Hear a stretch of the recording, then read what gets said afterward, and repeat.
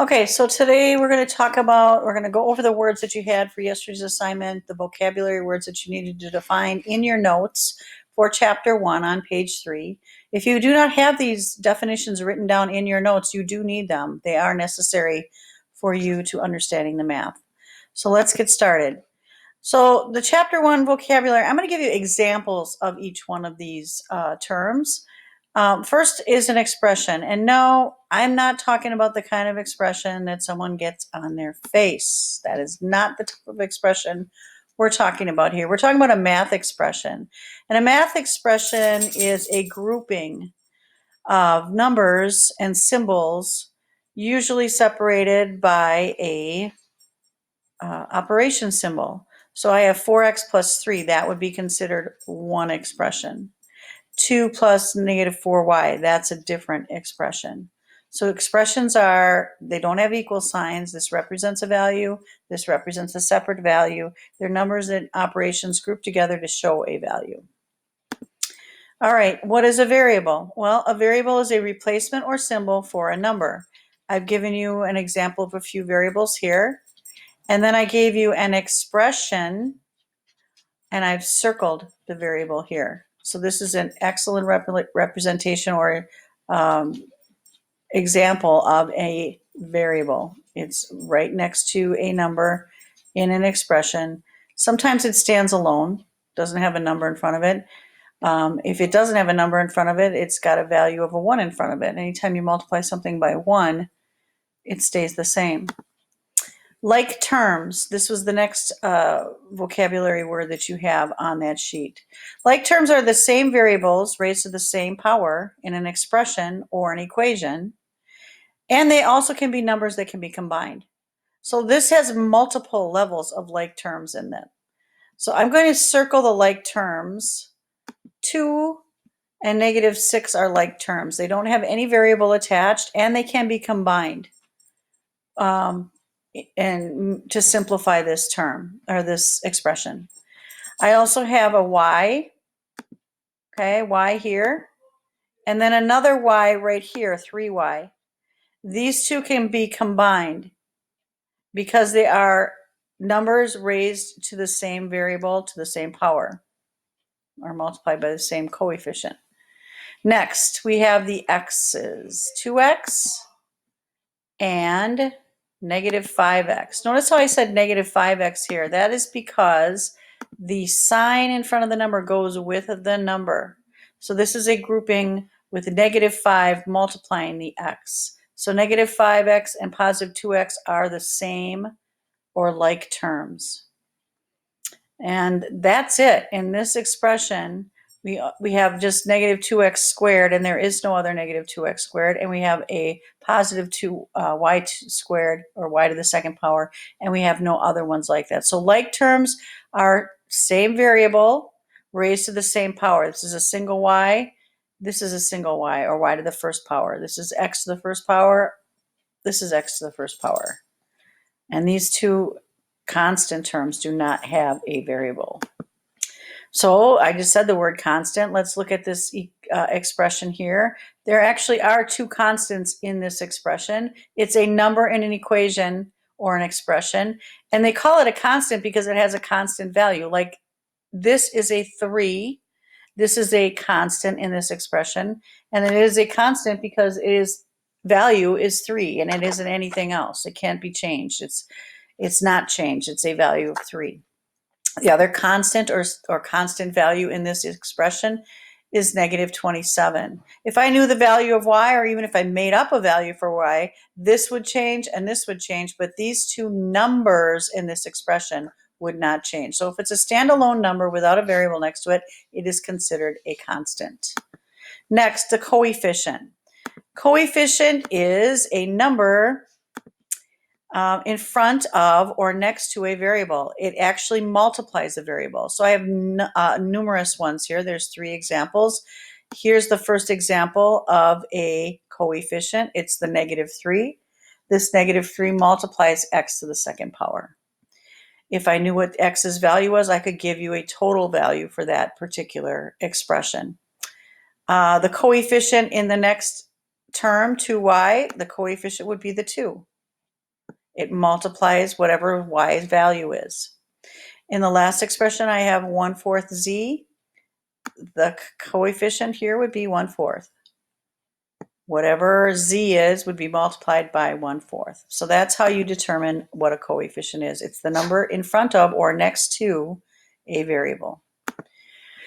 All right, simplest form in algebra. I know there was simplest form in fractions. We are not talking about fractions here, but it's a similar concept. It's when you combine or you reduce something to its smallest or easiest form to use.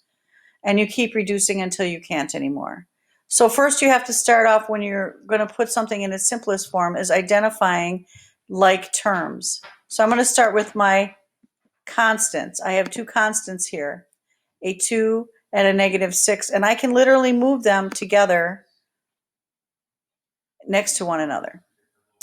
Then I have the constant of, or I'm sorry, the value of y, and if I look through my expression, I have only one other y value, and it is this 3y. So I'm going to group those together. Notice I'm just taking the sign in front of it and I'm regrouping. Next I have a 2x. Do I have another x raised to the first power? I do. I have a 2x and I have this -5x. Notice, remember I said you take the sign in front of it and you move it along with the sign. So I put the positive 2x and the -5x in the next to one another. Lastly, I have a -2x squared and a y squared, and neither one of them have any other terms that I can combine them with. So I'm going to just put them along, take them along for the ride here. And actually, I put them in reverse order. I'm not really sure why, but for our purposes today, it really doesn't matter. So now I can literally, to put this in its simplest form, I can literally combine my like terms. 2 minus 6 gives me a -4. Okay, 1y plus 3y's gives me 4y's. 2x minus 5x's gives me -3x's. And then, like I said, we had a y squared and an 2x squared. These two symbols don't change, and so I can just add them onto the back. Now, if I go through and I look at my expression, I can see that all of my terms, all of them are reduced to their lowest terms. I can't combine them with any other terms here. So I have my expression now in its simplest form.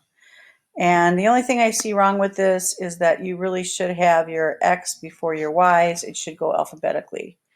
And I don't have it set up that way. But for now, for our purposes, this is the simplest form of that expression. Commutative property is a property or law that talks about, this is the commutative property of addition. It talks about how order does not matter when you're adding numbers, okay? So the word commute literally means to move.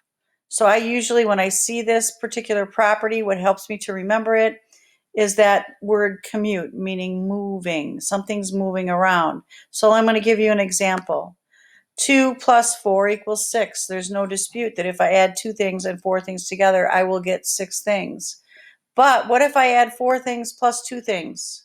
Notice how I switch the order of my addition here. I still get 6 for an answer.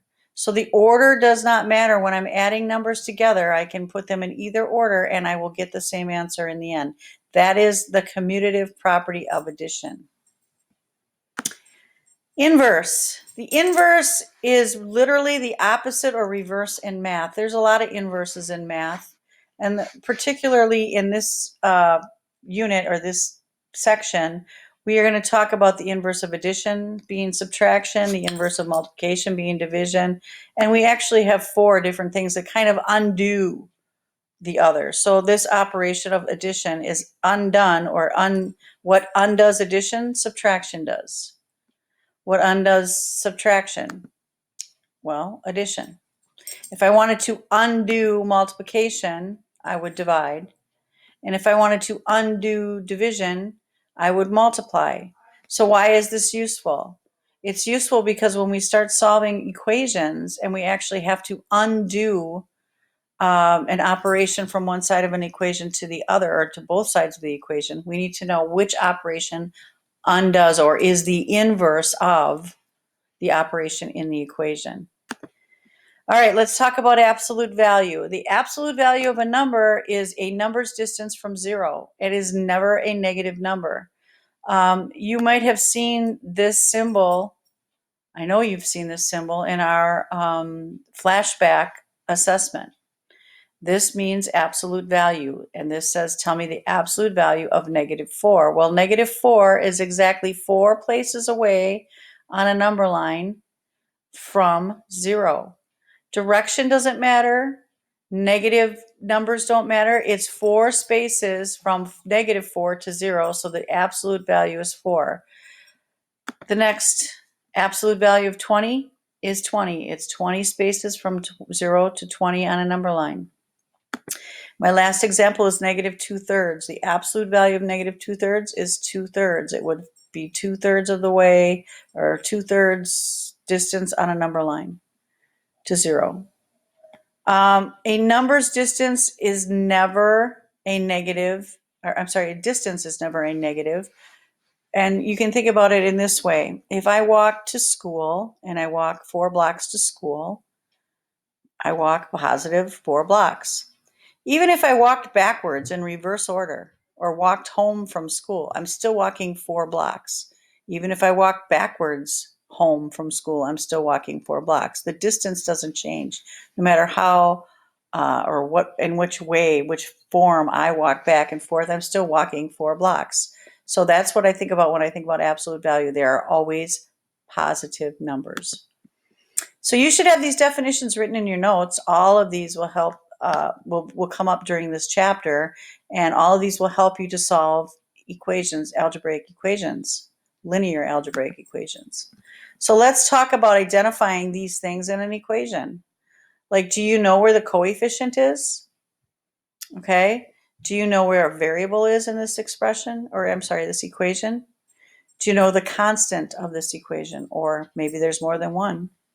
What about which part of this equation is actually an expression? This whole thing we know is the equation. And how many terms are there? Terms are separated usually by a symbol, okay, an operation symbol. And in this case, I see 2 terms here. All right, so if you know the parts of this, you're ready for the quiz. All right, so I'm just going to quickly, coefficient, variable, constant, and remember the sign goes with it. Okay, this is also a constant, by the way, even though it's the answer. Let's talk about an expression. Here's an expression right here. Of course, we know what an equation is. The whole thing is an equation. And the number of terms, I see 2 terms here. Okay?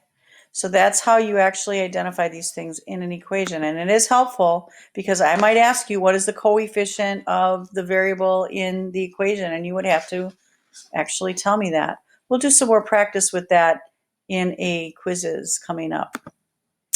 If you have any questions, please send me an email, or better yet, well, just send me an email, or we can talk about it if you have any questions on your assignment.